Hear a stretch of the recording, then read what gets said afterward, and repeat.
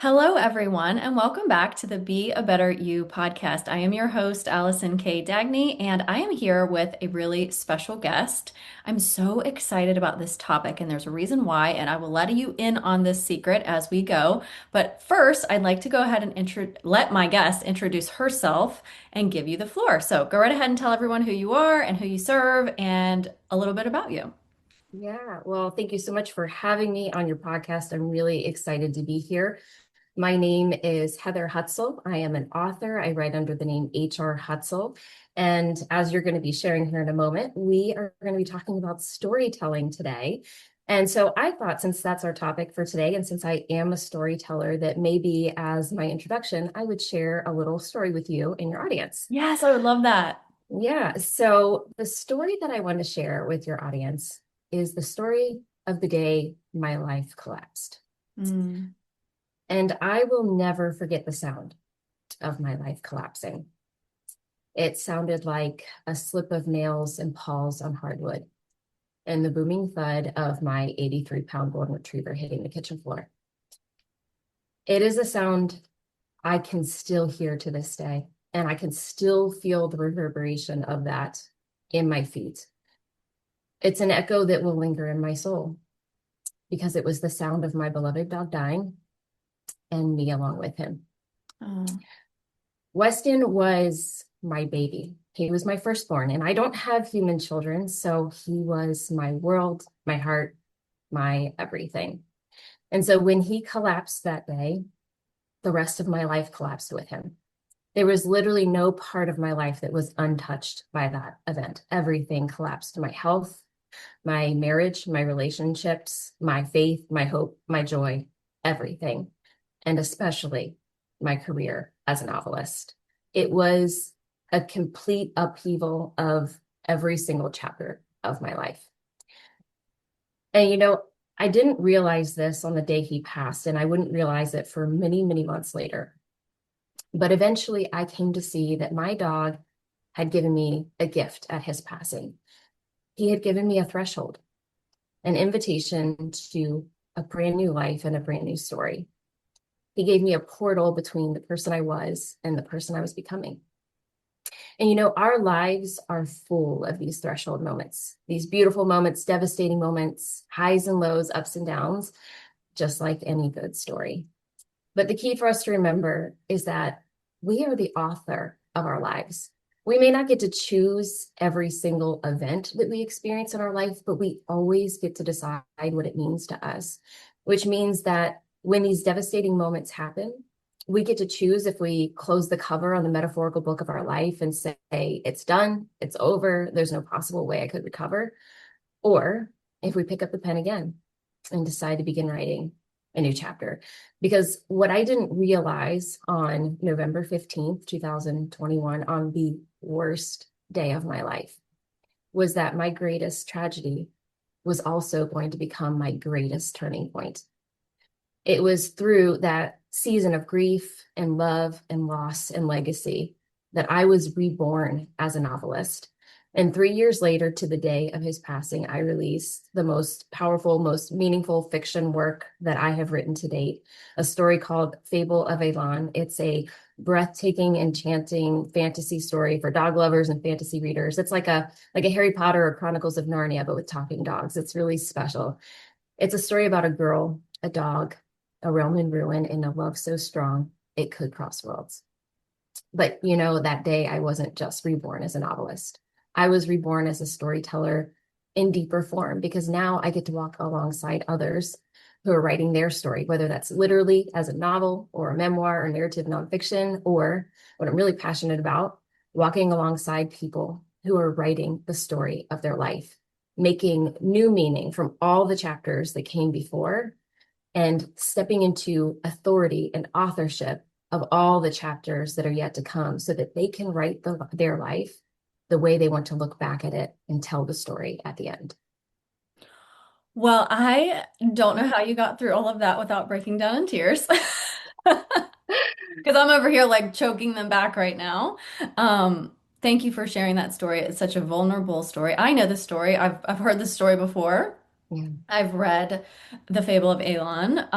It is a beautiful story, and oh, like this is actually I have my own dog, and I have ones that I've loved in the past that I've lost as well. So I understand the pain and the suffering of this. And ooh, okay, give me a minute here just to Yeah. gather myself. But the thing that, again, thank you so much for sharing that. It's such a Yeah. beautiful story and a great opening for this podcast for about what we're going to talk about. And I'll get out of the emotion here, and we're going to get down to business. But I think it is important to be real, and it's important to, be vulnerable and express these things and not hide.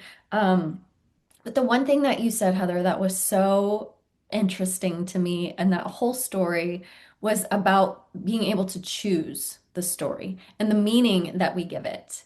Would you mind to talk a little bit more about that? Because I think my listeners, as you know, they're recovering from emotional abuse for their own pain, their own suffering, their own grieving, right? And a lot of times they get stuck in this. Um, Deep darkness of what they've been through. And the story that they have been living is the story that's creating so much pain. So, would you be able to speak a little bit more about that? Yeah, absolutely. How deep do we go on this podcast? As deep as you want to go. I'm ready for it. Okay. Okay. So, I'm an author and I've been writing books for 15 years and I've written almost 20 novels at this point. And one of the things that I have learned through this process is what an author is doing when they're writing a story is they are constantly making decisions. That's really what you're doing throughout, especially if you're writing fiction. I mean, it's the same if it's nonfiction and fiction, especially if you're writing any kind of nonfiction that uses narrative as a part of it. But for me as a novelist, when I'm telling a story, I'm constantly making choices for the character. What are they experiencing? But more importantly, how are they responding? Because that's really key to telling a great story. It's the interaction between the character and the plot itself. And so, why I asked how deep can we go? We can have a deep conversation about what is the meaning of life and what was the meaning of my dog's life and what was the meaning of that experience. And this is what I've come to realize. And this is something that it took me a long time to grasp. And so for any of your listeners who are just kind of like, wait, what? Just sit with it for a second. But regardless of whether or not there is an objective truth out there, right? The meaning of life, whatever, we will only ever experience it through our subjective point of view. Hmm. And this ties very deeply into what a fictional character is experiencing. Because when you tell a story, whether it is fiction or nonfiction, you're telling the story through the way the main character, the protagonist, sees it through their eyes. So it's not just literally like, where are you pointing the camera, so to speak, as far as like, what are they looking at? But it's what meaning do they make of those situations that they experience?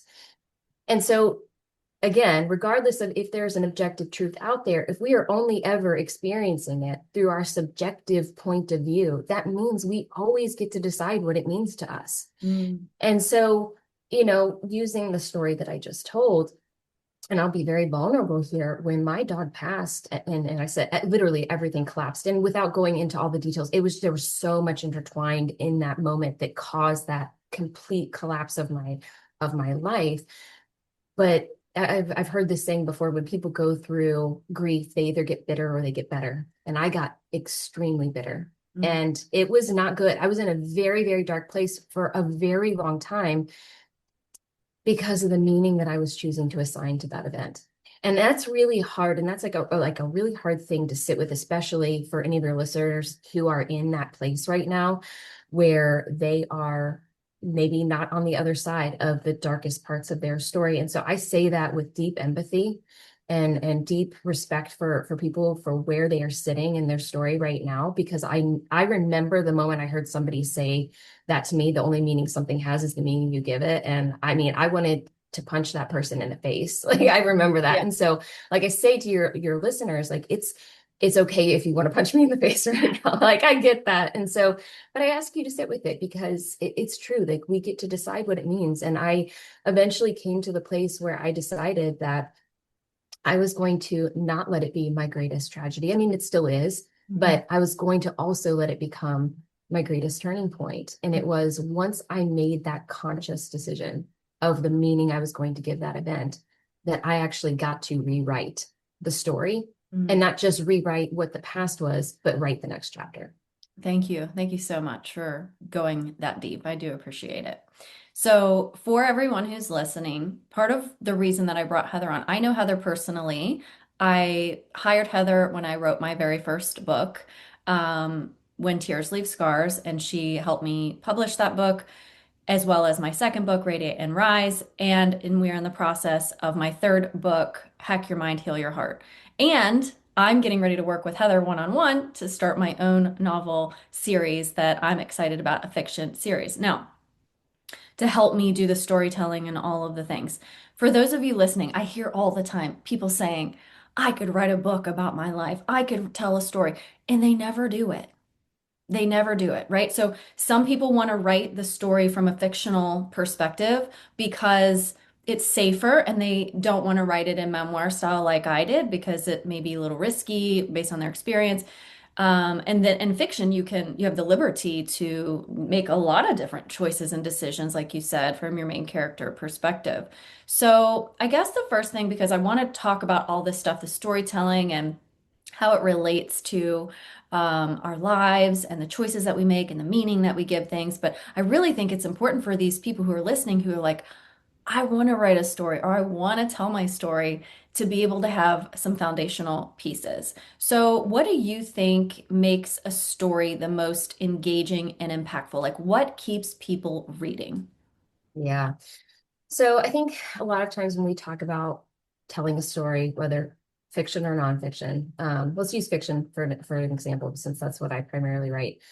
A lot of times we think like, oh, it needs like exploding cars or like fairy romance or talking dogs in my book. Mhm. Like we think about those kind of set pieces, as I like to think of them. That's just kind of the set dressing for what is taking place within the story. But what makes a reader turn the pages, or what makes a story binge worthy or addicting, is the transformation of the character. Mm.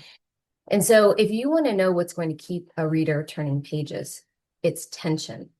In the tension, we kind of touched on this a little bit, but there's in any good story, there are two things that are happening at the same time. There is the external plot of the story, and this is just the events that the character is experiencing. It is the exploding cars or the fairy romance, right? Mhm. But at a deeper level, in a good story, the character is going through some kind of deep inner transformation.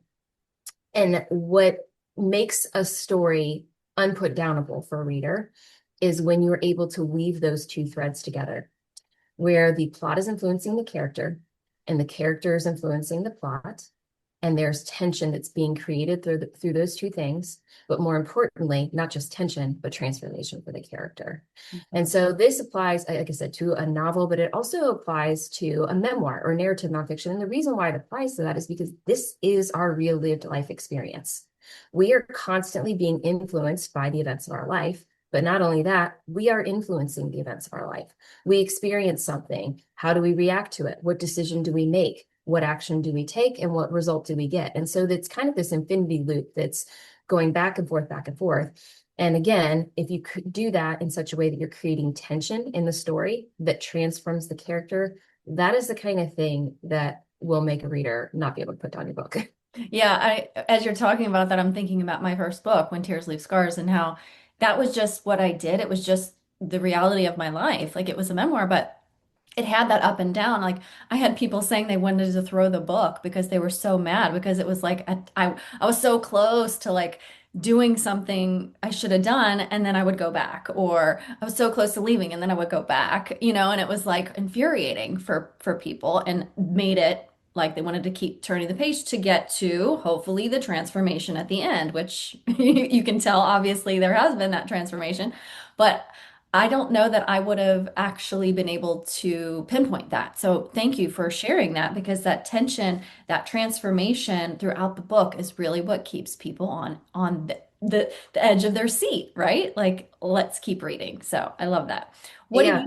what do you think what do you think is the difference between just telling your story and then like I know this is probably a part of it, but then actually crafting it into a really great book because so many people have a story. They like I said, they're like, "Oh, I could tell a story. I have all these, like probably very wild experiences and dramatic things that have happened that would fit really well into a book, but you can't just dump it like a journal entry and expect it to be a really compelling story."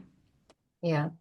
What's interesting about us as humans, we are story formed. Story is how we process the world around us. We create meaning from events, and then we organize them inside of our mind as narrative. This is why, I mean, wherever you look, you're going to see stories. From the time that we are small children, we have parents or grandparents or caregivers read us stories, and that there are morals and lessons in those stories. We watch television, that's storytelling. Marketing, almost all marketing is good marketing is storytelling.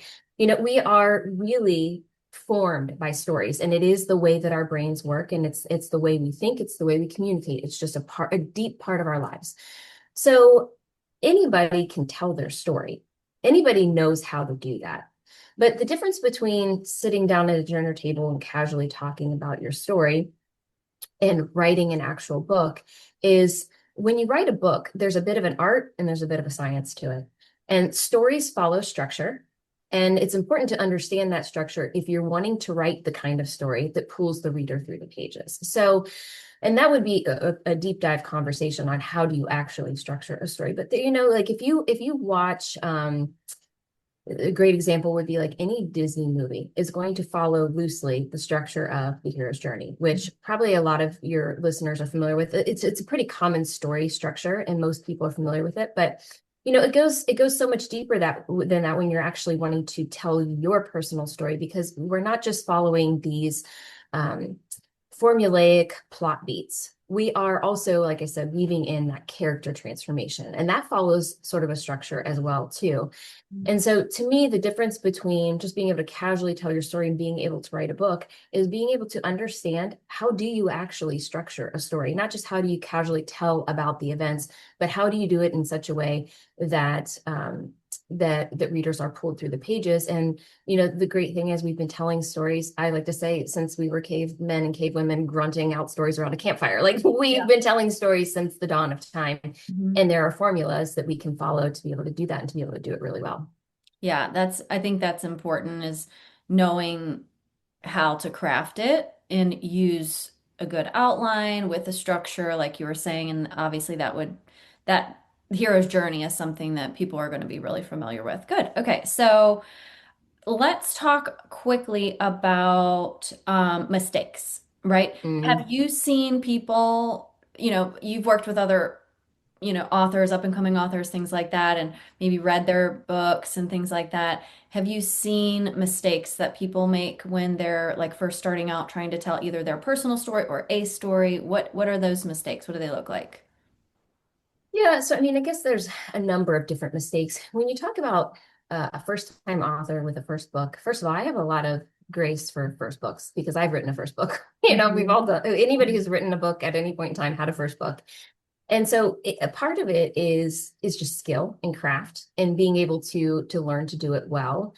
I think one of the mistakes that I see writers make is not following some kind of a structure. Mhm. Um, so there's these terms that we use in storytelling, plotters and pantsers. Are you familiar with these terms? No.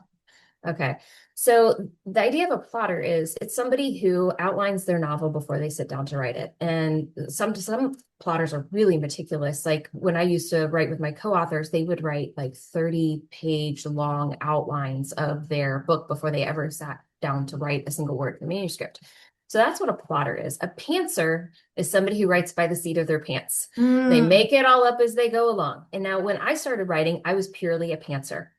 And there's a lot of experimentation that happens with that, a lot of that finding your voice and finding what lights you up, what kinds of things you like to write. when I started writing with my co-authors several years ago, I got just a little backstory. I got to write with New York Times bestselling author Ted Decker. I got to write 9 novels with him in 2 years. It was a wonderful experience, but also like a masterclass in storytelling. So I came to them as somebody who was purely a pantser. I made all my stories up as I went. And fortunately, I had some decent innate skills with that. And so that worked for me. And I was still able to tell really great stories.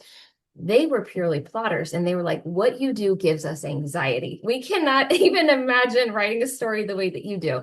And so they taught me how they plotted a novel. At the end of the day, what I took away from it is I like sort of this hybrid approach between the two. And I think this works really well for any storyteller, but especially a first-time storyteller, is to have the structure and understand how a story works, but don't outline it to death. Mm-hmm. Leave yourself room to find the story as you go. Because when we're talking about something like character transformation, those pieces of the story are usually what you find along the way.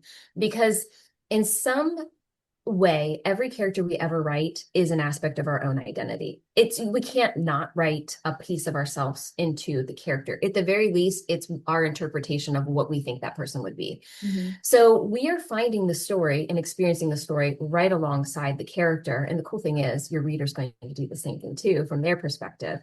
And so to me, I think one of the biggest mistakes that I see with first-time authors is not really understanding how a story is structured. I think you can go a pretty long way with just pantsing your story and kind of finding it as you go. But if you really want to architect it in such a way that it reaches readers and really has that impact, that magical piece of storytelling where you as the author get to take something from inside your head, magically transmute it through your fingertips onto a keyboard, onto a piece of paper, print it out, give it to somebody else. They read it, they hallucinate it in their mind, and they interpret the story, but it's different than the way you wrote it because they're going to fill it in with their filters, their lenses, their own imagination. And then the best part of all of that is they experience some kind of transformation because you experienced transformation that you wrote into your character who experienced transformation, and it reaches them. And so your story gets to meet another person's story, whether you're doing that as fiction or nonfiction. To me, that is the magic of storytelling. And I think that is harder to do if you don't understand how a story is structured and how it Yeah. works. Yeah. I would echo all of that because years ago when I was married, I wrote a book, a science fiction novel, and I was a pantser. Like I just wrote and wrote and wrote and wrote and wrote, and I didn't get the support, no surprise there, that I would have liked to have, and basically just shoved that book into a drawer. Um, when I wrote my first book, When Tears Leave Scars, like actually it wasn't my first book. I guess it was technically my second book, but published writing. I remember I sort of pantsered through that too, but I did a little bit of a hybrid thing where I took each chapter and I put it on a note card, and then I laid out this arc on my floor in my living room. So it was like the start and then like to the peak of like the where I was really experiencing something really dramatic, and then obviously it comes back down full circle. I really didn't know what I was doing. I really didn't have structure. So it ended up working out because the book gets great reviews, but um, I think now going forward and knowing this and being able to share this with other people who are listening too, how important that is, right? You can Yeah. still have freedom to move in different directions or shift gears or whatever. I Mhm. think sometimes abuse victims feel confined by their own rules sometimes. Mhm. I've experienced this in a lot of different ways where it's like, I don't want anybody telling me what to do. I don't need structure. I don't, but truly, it can be so rewarding and really, really helpful to create and craft a really, really good story. And if you're gonna spend the time to share it, you might as well prepare properly, get a good foundation set, and then be able to share it with more people. Because I know that if a book isn't that great and that maybe the story is great, but it just wasn't set up right and it could have had so many more opportunities to improve, then it's going to get to more people. And Yeah. that's probably the goal for most authors is like how many people can get there. Yeah. Well, and you make a great point there because for most authors and writers, unless somebody is writing their own personal like pet project that they don't ever want to see the light of day. Most authors want their words read. It's like fish swim, birds fly. Authors need to be read. Like that's Yeah. just how it works. Like that's why we do what we do. And so the idea of being able to tell your story is so somebody else can be impacted by your story. Hmm. And if you want people to be impacted by your story, you should take the next step of actually trying to do it well. You know, you and I have talked about this before, probably more so on your first book than more recently because you know a lot of this stuff at this point. But you know, I like to talk about when I'm working with an author, there's sort of these two hats that we wear. We have our artist hat, and we get to wear that when we're writing our book, and we get to be as creative as we want. And then at some point, though, we have to put on the business person hat. Like we have to decide, like if is this a business or what is the goal of this book? Do I want to reach people with it? And if that is the case, it's the art and science piece. Like there is some structure and some science that goes into that and how to do it well. The other mistake that I would call out that I see authors make, and this ties into this, is a lot of first time authors do not want to invest in an editor.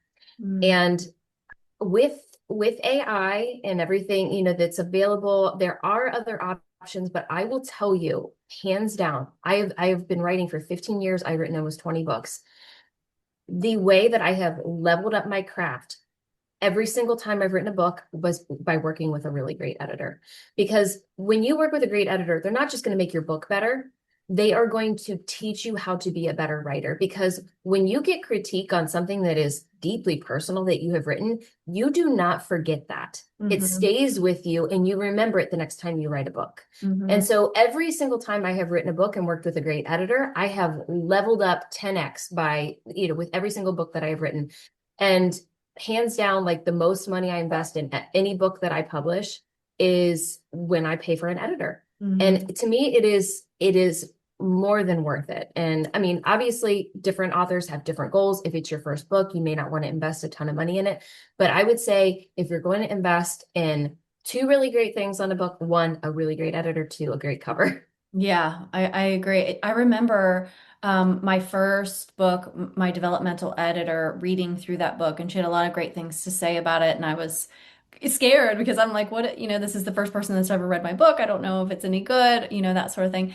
And I remember there was a whole chapter in there that she was like, and she was very nice about it, but it was like, this is unnecessary. Like, this doesn't actually add to the story. It doesn't really connect anything.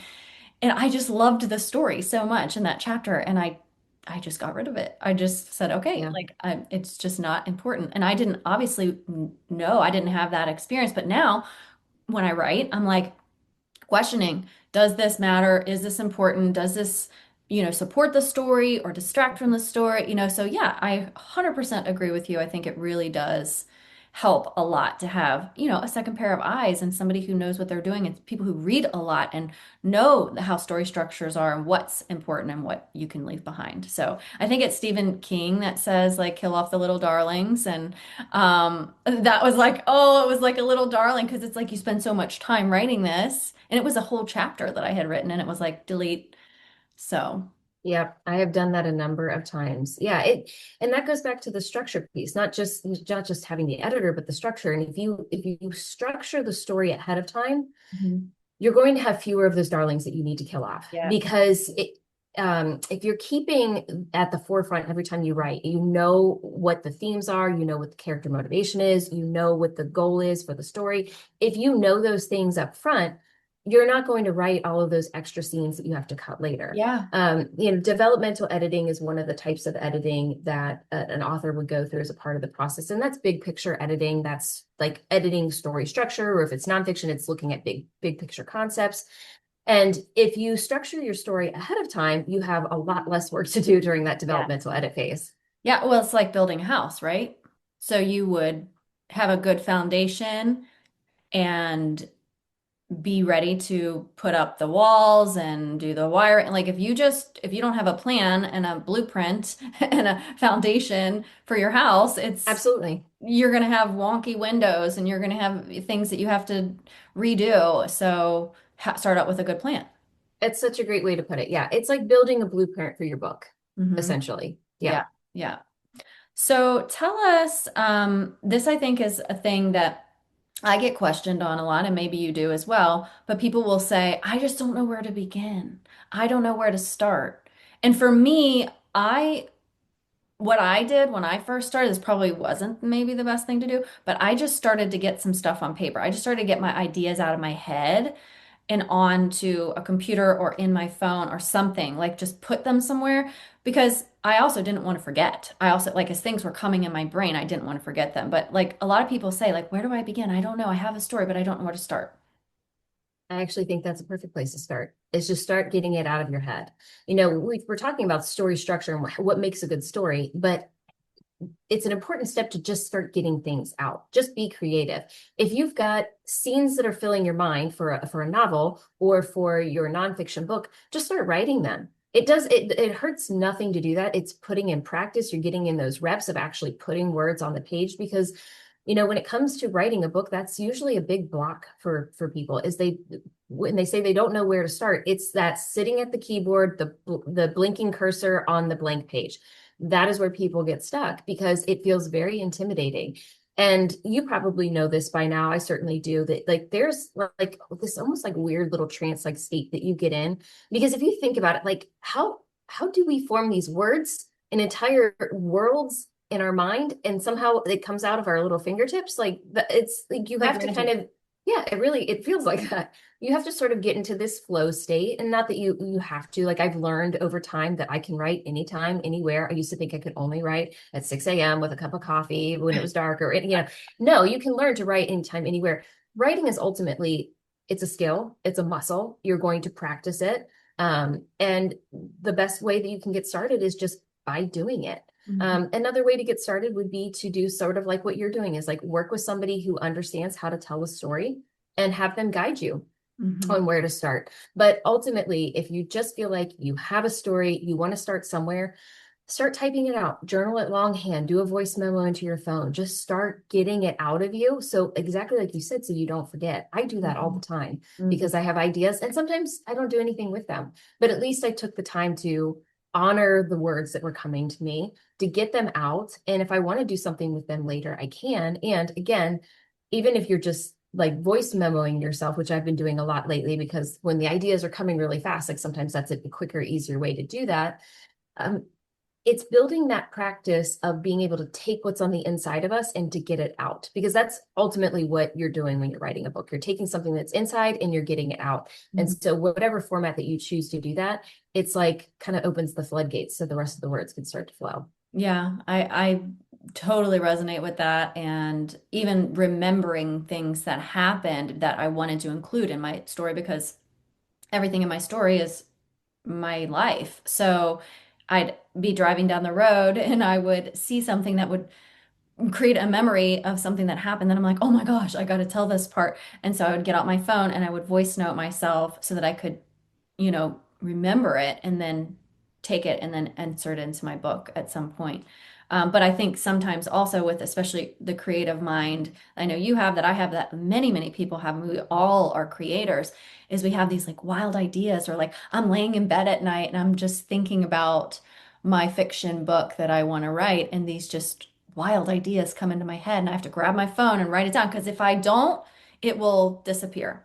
So, I think it's so fun too, like because it's like where does this stuff come from? Like it just is swirling in my brain and like I want to take the movie in my mind and allow other people to experience that movie in their mind, in their own way, right? Like you said Yeah. before. So, Yeah.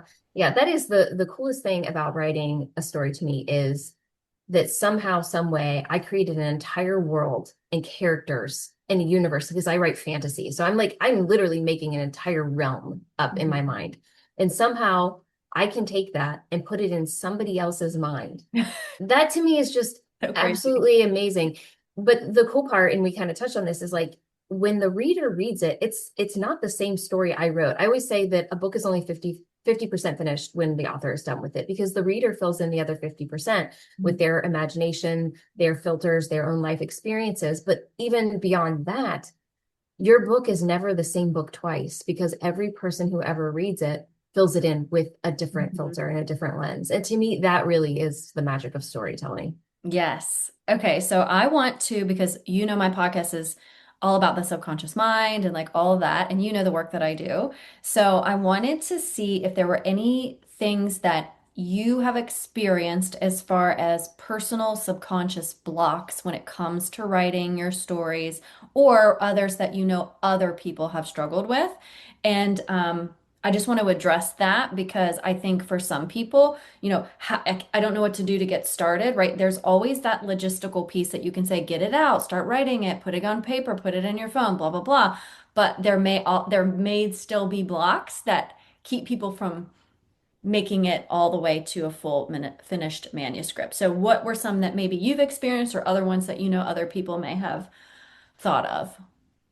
Yeah, I would say when my first book, I sort of had a like reckless confidence in myself. So I don't know if there Hmm. was so much of a block with that. But I think what I see for a lot of writers is the subconscious or even conscious belief that they're not a good writer. Hmm.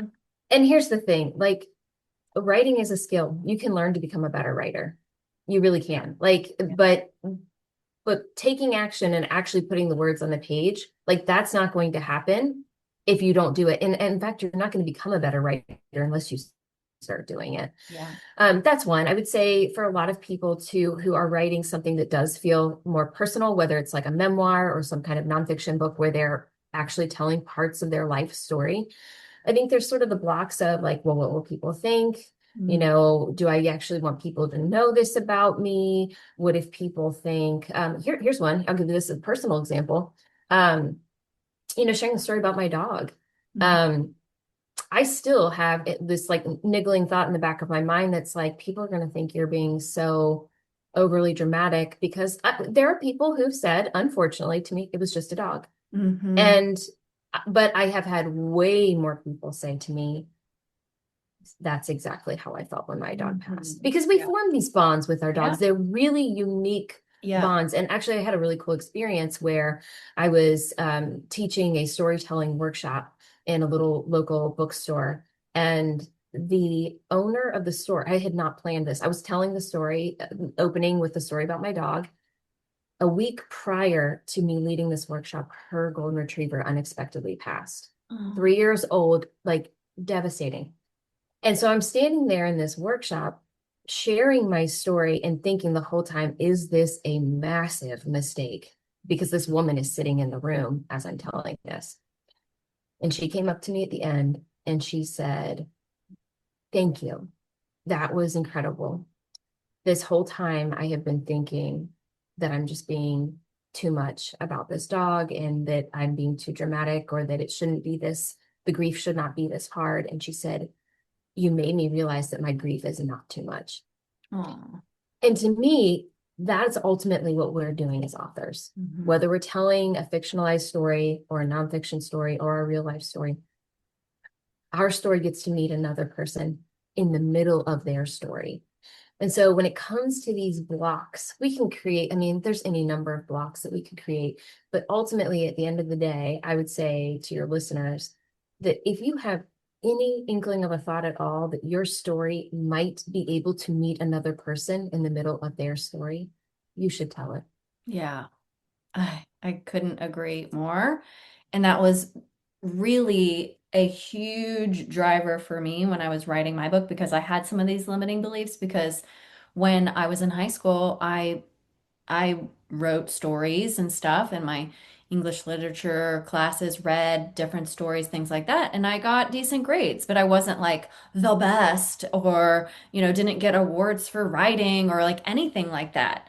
And so there's this kind of imposter syndrome that comes up for sometimes, or for some people sometimes, where it's like, who do you think you are? And like, what makes you so special that you could write a book, And I'm not a good writer, like those kinds of things. So I would encourage anybody listening to this to focus on not just your story that you want to tell, but who it can impact and how it can help others. Because when you really focus on that, it makes it so much easier when you keep them in mind. And I have really great reviews on my book, my first book and my second book, but my first book, I also have some bad reviews, and I have people who said some bad things. And it doesn't matter to me because I'm like, at the time it was a little scary, like, oh my gosh, what are people going to say? What are the reviews going to be like? That sort of thing. But it's like, but look at how many people were helped by that. Look at how many people were like, thank you for writing this. This is exactly how I felt. Just like what you were saying with that woman, right? Like if you don't share that story, you don't know who could be missing out. So I think that's really, really a valuable insight. And if it's on your heart to do it and you think it could help somebody, go for it. Yeah, there's one other little thing I would share about that. So we briefly touched on the hero's journey, and I won't go into all the details of it, but essentially the hero's journey is a classic story structure popularized by Joseph Campbell. And it is in pretty much every Disney movie, Star Wars, Marvel, like any big picture movie or book that you have ever read, you're going to see that structure at least loosely in there. But one of the cool things about the hero's journey is so the character starts out in their ordinary world. They go through test trials and a series of different events. They go through a death and rebirth, and they come out the other side transformed. That's it in summary. But what happens after they go through that death, birth, and coming through their experience transformed is that the hero goes on to be a guide to another person. So early in their own journey, the hero encounters a guide, somebody who helps them and leads them through the tests and trials that they're going through. But at some point, they become a guide to another person.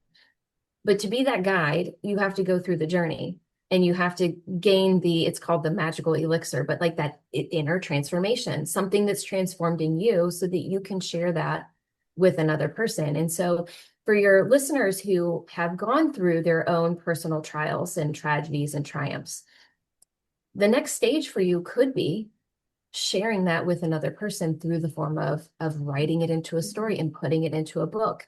And so that kind of brings you full circle on your own journey because then you get to be a guide to someone else. Yes, I love that. That's really important too, because it also gives people hope. It's Hmm. like, Yeah. I'm not just telling my story because I went through some horrible stuff, like Yeah. there was actually a light at the end of that tunnel. So I love Yeah. Well, and we were talking about meaning at the beginning of our that. conversation and deciding what things mean. And I Hmm. think a really powerful way to reframe the difficult life experiences that we go through is to not only say that it somehow transformed something in me, but that it becomes a gift to another person. Hmm. And that's a really powerful meaning that we can associate to the difficult life experiences that we've gone through, to be able to say, I wish I would have never gone through it. I would take it all back if I could. But it transformed something in me. And if I can share this and help somebody else, sort of quantum leap their own story out of their dark night of the soul moment, then I'm going to do it. And I'm going to tell my story. Yes, I love it. Okay, so I am going to be working with you in a container to help me story structure. And like, I'm so excited. I'm so excited about this. Um, And I want you to talk a little bit about how because I have never worked with you in that capacity. You've helped me with my book covers, you've helped me with my publishing and my, Amazon accounts and like all of that stuff. But I've not worked with you with the guidance piece of like the storytelling, which I'm super, super excited about it. So, could you tell everybody why you think that having that kind of guidance and support really changes your experience versus trying to go at it by yourself all alone? Yeah. We kind of touched on this a little bit, but you can go it on your own and you can, get the words out. But there is sort of that deeper piece that's missing. Even if you're just doing little story workshops online, most of them are going to focus on the external plot of the story. And what I like to do with authors is to go that layer deeper and talk about that inner transformation that's happening with the character, because to me, that really is where the magic happens. Everything that we've talked about today about creating meaning and our story meeting another person's story, that's where that happens.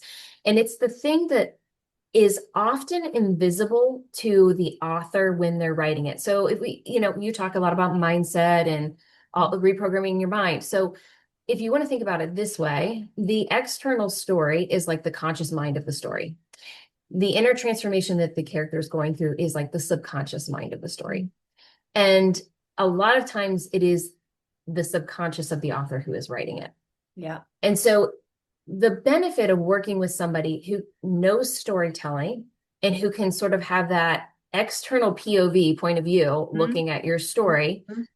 they can see the things that you're not seeing. Yeah. And not only that, but they can show you how to order them, how to structure them, how to weave them together. Because, like I said before, really the art of storytelling is weaving those two threads together of the external plot and the internal narrative of what's happening with the character, creating the tension between the two so that the character is transformed. And there really is an art to doing that in such a way that it lands, that it's hitting for the reader, it's pulling them through the pages. But not only that, that it's actually doing that deep inner transformation to the Yeah. reader. It's to the reader themselves as they're reading the book. Oh, I love that how you use that comparison.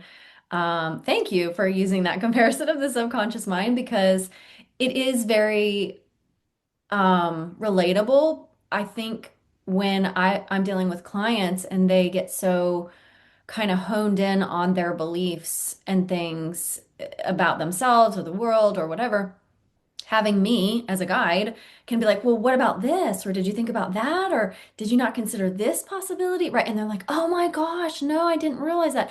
So having you as a guide for me, because I might get locked into my story or locked into something here, and then you could be that guide to say, okay, well, let's take this a little deeper, or what about this, or what about that? So what a great comparison. I love that. Thank you.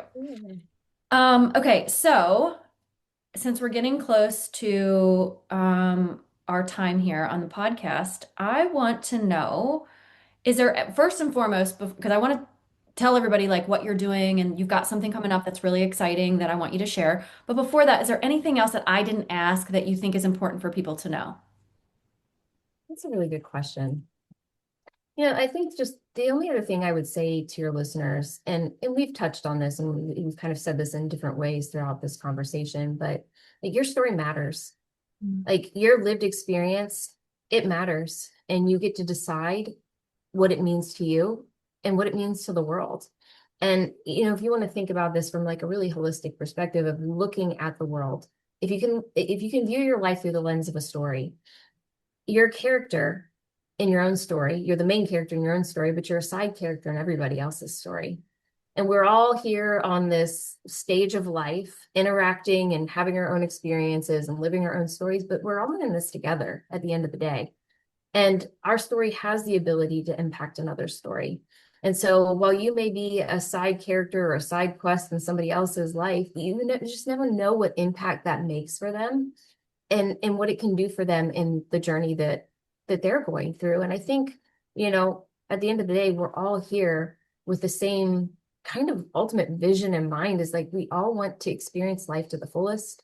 We want to love, we want to live, and we want to expand and grow with one another. And your story plays a huge part in that.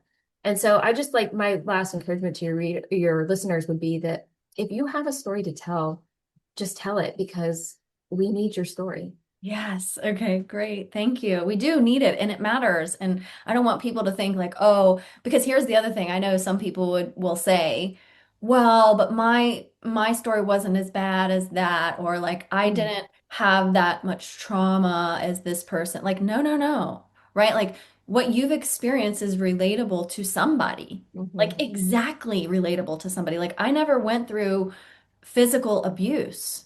I never did. Like there was not like that kind of dynamic. It was covert, it was hidden, it was emotional, it was psychological, right? And by all intents and purposes, people could look at me and be like, well, you didn't have it that bad because at least you didn't get hit or you didn't get shoved up against walls, right? But the reality is, my story mattered to somebody else.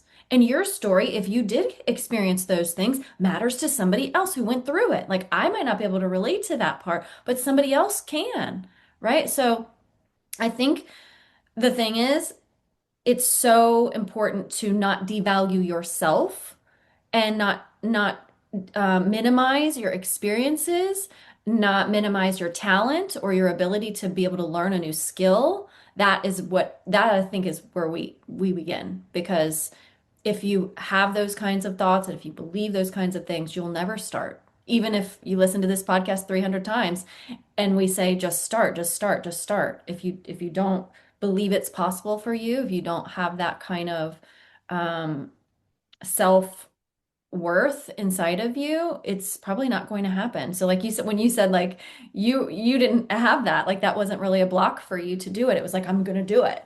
So if you do have that, I would encourage you to really consider how it could impact others and why it matters so deeply. Can I share one more little thing on that? Yes, please. So tying this back into the hero's journey, which we've talked a little bit about.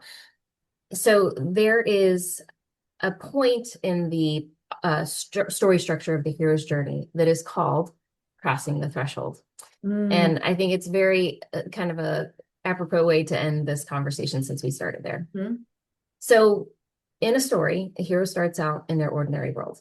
And that ordinary world may be a place of great discomfort, maybe one for, with your listeners, of one of trauma, of abuse.